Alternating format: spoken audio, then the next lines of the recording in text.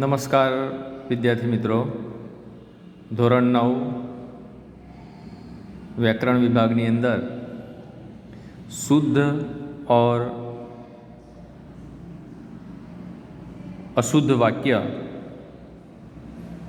अशुद्ध और शुद्ध वाक्य, भाषा के वर्ण, शब्द तथा वाक्य आदि के प्रत्येक स्तर पर कुछ ऐसे निश्चित नियम होते हैं जिनसे भाषा का मानक स्वरूप बनता है। जो प्रयोग मानक स्वरूप से भिन्न है वह अशुद्धि है। वाक्य रचना की अशुद्धियों का मुख्य कारण होता है व्याकरणिक नियमों का सही रूप में न जाना।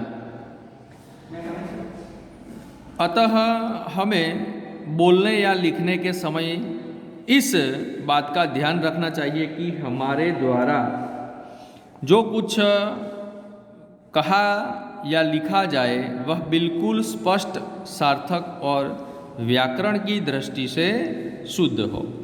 यानी कि हम बोलते हैं या लिखते हैं तो लिखते समय हम जो अशुद्धियाँ हैं, वाक्य रचना की अशुद्धियाँ है, वो हमारे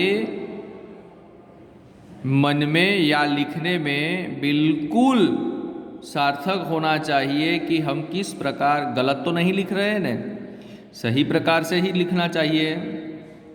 तो यहाँ हम शुद्ध वाक्य रचना के संदर्भ में जानकारी प्राप्त करेंगे। तो पहला नियम है पद क्रम संबंधी नियम। तो पद क्रम संबंधी नियम में वाक्य में प्रयुक्त होने वाले विभिन्न पदों को एक सुनिश्चित क्रम में रखने से वाक्य रचना शुद्ध होती है। हिंदी में पद क्रम संबंधी नियम निम्नलिखित है। वाक्य में पहले कर्ता, फिर कर्म तथा अंत में क्रिया आते हैं। जैसे कि उदाहरण के तौर पर हम देखते हैं कि जितेंद्र क्रिकेट खेलता है। जितेंद्र क्रिकेट खेलता है। तो देखिए हिंदी में पद क्रम संबंधी नियम निम्नलिखित है।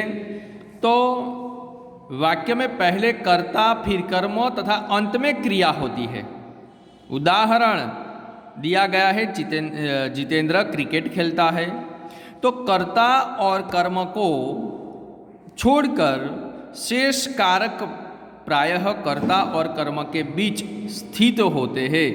यानी कि पद क्रम, कर्ता, कर्म, क्रिया, वो उसका जो मेल है, क्रम है, वो अवश्य ही बनाए रखना चाहिए। उदाहरण देखिए, माँ अपने पुत्रों के लिए खाना बनाती है, संप्रदान। माताजी चाकू से फल काटती है, करण है। पेड़ से पत्ते गिरते हैं, अपादान है। लड़के मैदान में क्रिकेट खेलते हैं, अधिकरण है।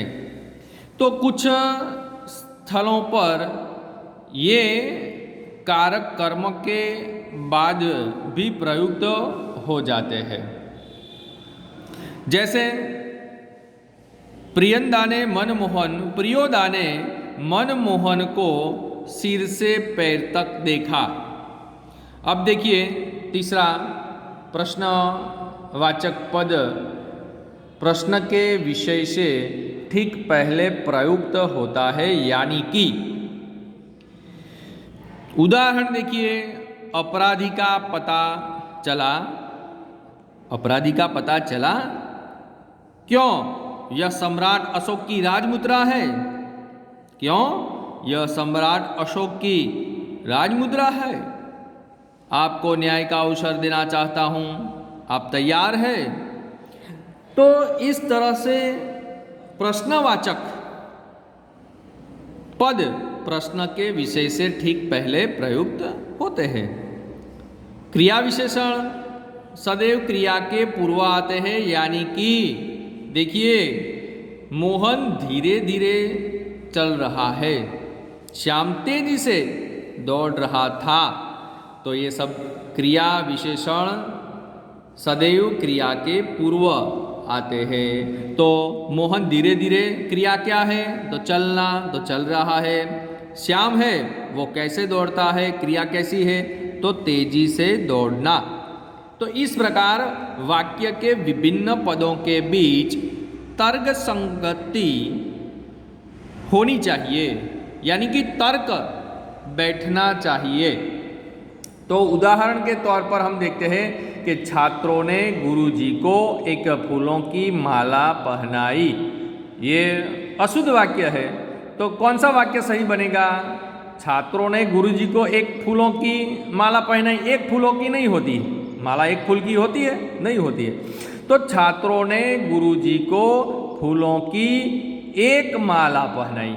कौन सी? फूलों की एक माला है। देखिए ये शुद्ध वाक्य है।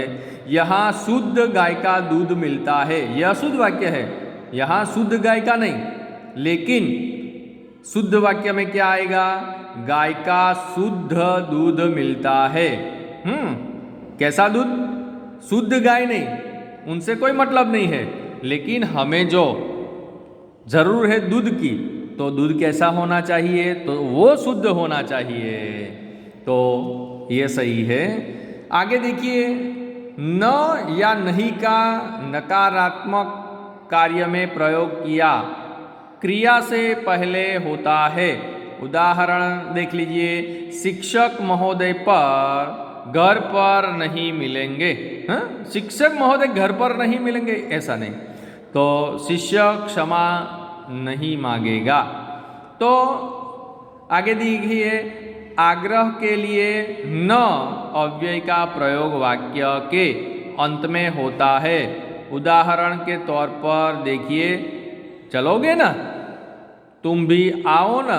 तो इस तरह से हम वाक्य बनाते हैं। तो उनमें आज हमने पद क्रम संबंधी जो क्रियाएं होती है वो किस तरह आएगी उसकी चर्चा की।